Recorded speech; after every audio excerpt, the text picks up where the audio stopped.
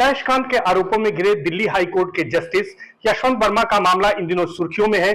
Asia की सबसे बड़ी अदालत Allahabad high court bar association ने उनके मामले को लेकर, उनके तबादले को लेकर विरोध का ऐलान कर दिया है। आज से अनिश्चितकालीन हड़ताल पर चले गए हैं। उनका मामला इन दिनों गर्म है, लेकिन हमारे साथ मानवाधिकार कार्यकर्ता और इलाहाबाद हाईकोर्ट के अधिवक्ता के राय जी हैं। उनसे बातचीत करेंगे कि आखिर जस्टिस यशवंत वर्मा के बारे में कि उनकी क्या पृष्ठभूमि रही है, पारिवारिक पृष्ठभूमि, उनकी शैक्षिक पृष्ठभूमि, और यहां पर उनकी कब नियुक्ति हुई और किस तरह से उन्होंने फैसले दिए, और मौजूदा समय में जो आंदोलन चल रहा है इसके पीछे वजह क्या है और यह आंदोलन कब तक चलेगा। सर, सबसे पहले जानना चाहेंगे कि एक आंदोलन हाईकोर्ट बार एसोसिएशन ने किया है यशवंत वर्मा के कैश कांड के सामने आने के बाद, इस आंदोलन को लेकर क्या कहेंगे? ये बड़ा ऐतिहासिक क्षण है जब हमारे बार एसोसिएशन ने अपनी ऐतिहासिक जिम्मेदारी निभाते हुए इस बात का संकल्प लिया है कि न्यायिक क्षेत्र में हो रहे भ्रष्टाचार के खिलाफ और खासतौर पर आर्थिक भ्रष्टाचार के खिलाफ हमारी लड़ाई जो है फैसला कून लड़ाई होगी, फैसले तक ये लड़ी जाएगी। और आप जानते हैं यशवंत वर्मा का मामला उत्तर प्रदेश नहीं पूरे हिंदुस्तान के जुडिशियल हिस्ट्री के में सबसे बड़ा करप्शन का मामला है, जहां पर एक सीनियर मोस्ट जज हाई कोर्ट के बंगले में, उनके बंगले के अंदर करोड़ों रुपया जला हुआ पाया गया, जिसका कोई हिसाब किताब नहीं है।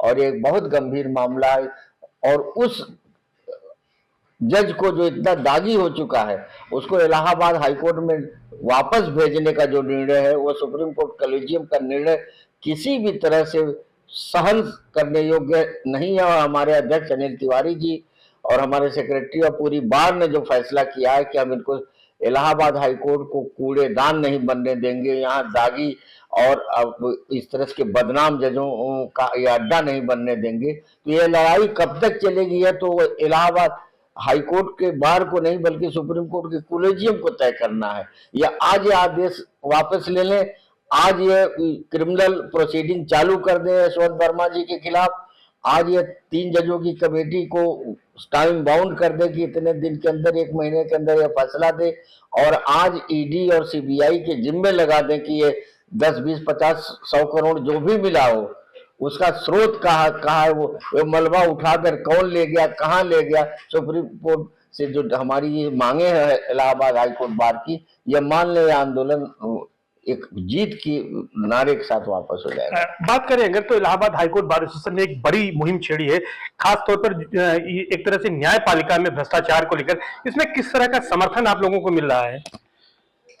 न्यायपालिका में भ्रष्टाचार की जो कहानी उजागर हुई है, जिससे पूरा देश का जनमानस हिल गया है, उसमें इलाहाबाद हाईकोर्ट बार एसोसिएशन के अध्यक्ष ने और बार की कार्यकारिणी ने जो फैसला लिया लड़ाई का, उसको अभूतपूर्व समर्थन मिल रहा है। आज आप विश्वास करिए कि आज सुबह 6:30 बजे तक मंच माइक सब लग चुका था। 8 बजे से वकील आना शुरू हुए और 10 बजते हजारों वकीलों का मजमा वहां इकट्ठा हुआ।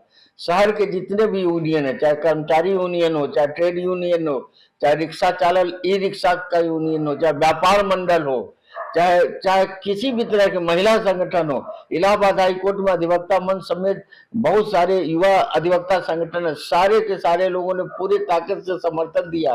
और आज हमारे समर्थन में इलाहाबाद का जो सेंट्रल एडमिनिस्ट्रेटिव ट्रिब्यूनल है, कैट, जो हाईकोर्ट के बाद सबसे बड़ी अदालत है, बोर्ड ऑफ रेवेन्यू जो उत्तर प्रदेश के सारे ग्रामीण क्षेत्रों के खेती बाड़ी के और रेवेन्यू मैटर को देखती है, वहां हड़ताल रहा समर्थन में। आज उत्तर प्रदेश के 20 बार एसोसिएशन ने समर्थन करने की घोषणा किया है, और हो सकता है आज या कल यह निर्णय लिया जाए कि इलाहाबाद शहर को बंद रखा जाए, और सारे संगठन मिल के बंद करेंगे, स्वेच्छा से बंद करेंगे, और ये दर्ज करेंगे कि इलाहाबाद हाईकोर्ट को, इलाहाबाद शहर को इस बदनुमा दाग से बचाइए।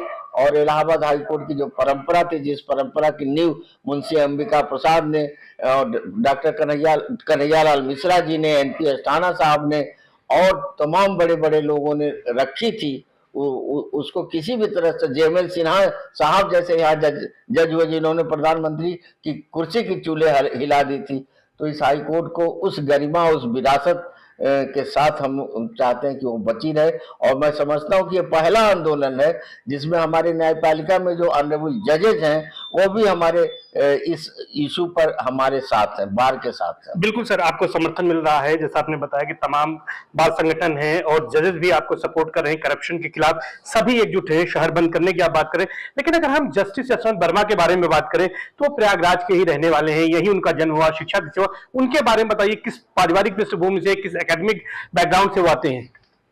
जहां तक मैं जानता हूं, मैं भी उनके परिवार से जुड़ा रहा हूं और मुझे बड़ा दुख होता है कि इतनी प्रतिष्ठा और इतनी ख्याति अर्जित करने वाले परिवार में जन्मे यशवंत वर्मा के हाथों से इस तरह के गंभीर गलतियां कैसे हुई।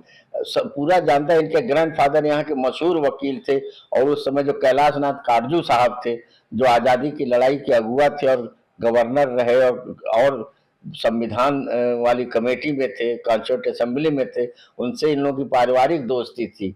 और उनके लड़के जो एस एन वर्मा और ए एन वर्मा साहब दो भाई थे। ए एन वर्मा साहब जसवंत वर्मा जी के पिताजी थे, जो हाईकोर्ट के बड़े सीधे, शरीफ, सरल, ईमानदार जज के रूप में वो जाने गए।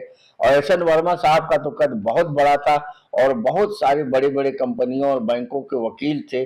और यही नहीं, एडवोकेट एसोसिएशन जब बना तो उसके फाउंडर प्रेसिडेंट थे, फाउंडर मेंबर थे। इन्होंने एक बहुत साफ सुथरा अधिवक्ता संगठन का निर्माण श्री रवि किरण जैन, जी एन वर्मा साहब, संगठा राय साहब, आनंद सिंह साहब जैसे वरिष्ठ लोगों के साथ मिलकर किया था। और इनके भी लड़के जो है, जो शरद वर्मा सहयोग संगठन चलाते थे, मानवाधिकार पे हम लोग वहां चर्चा करते थे। अरविंद वर्मा बड़े अच्छे वकील, आज सुप्रीम कोर्ट में। यशवंत वर्मा पता नहीं कि उनको मतलब कौन सी मतलब पैसे की क्या ललक हुई कि जब सेंट जोसेफ के स्टूडेंट थे, यहाँ पर रीवा यूनिवर्सिटी से उन्होंने लॉ किया था चाक घाट से, और बहुत अच्छी प्रैक्टिस थी। बड़े बड़े कंपनियों और बड़े बड़े चीनी मिलों के और डिस्टिलरीज के वकील थे, बैंकों के वकील थे। और अगर पैसा के वजह से कोई करप्ट होता है तो न उनके परिवार में इज्जत की कमी थी, न पैसे की कमी थी। ख्याति और आर्थिक स्थिति दोनों मौजूद थी वो। लेकिन आज जो कारपोरेट का कल्चर है, कारपोरेट के कल्चर में मेहनत के पैसे से ज्यादा करप्शन का पैसा होता है, बेईमानी का पैसा होता है, घूसखोरी का पैसा होता है। उस पैसे ने इनको आकर्षित किया, इसीलिए बताया जाता है इनके नाम से ये दाग लगा हुआ था जब यहाँ थे कि इलाहाबाद में ये जमीन के धंधे में अप्रत्यक्ष रूप से जुटे हुए। जो अतीक अहमद वाला प्रकरण था, सांसद अतीक अहमद का, वो जिस बेंच ने अतीक अहमद के सारे बेल कैंसिलेशन किए और उनको जेल में डाला, जो उनकी मौत तक वो रिहा नहीं हो पाए अपने, उस बेंच में जस्टिस भोसले के साथ खुद चीफ जस्टिस डीवी भोसले के साथ, डीवी भोसले साहब जो महाराष्ट्र से आए थे, वहां के चीफ मिनिस्टर के लड़के थे, उनके साथ खुद यशवंत वर्मा जी बैठे हैं। लोगों ने कहा कि लोग चर्चा करते हैं कि अतीक का सब केस खुलवाने, उनको जेल में बंद कराने में इनकी कोई भूमिका थी, क्योंकि अतीक खुद भी जमीन का बहुत बड़े काम में जुटे हुए थे और सही गलत काम में वो फंसे रहते थे। इनके बारे में यह भी यहाँ चर्चा है, सच या गलत, कि ये रेलवे के जमीनों के भी धंधे में ये काफी इन्वॉल्व थे। और ये तो दुनिया जानती है, और रिकॉर्ड है कि सीबीआई ने इनको नामजद एफआईआर किया था 2016 में, 18 में, जब ये सिंगोली चीनी मिल हापुड़ वाली है।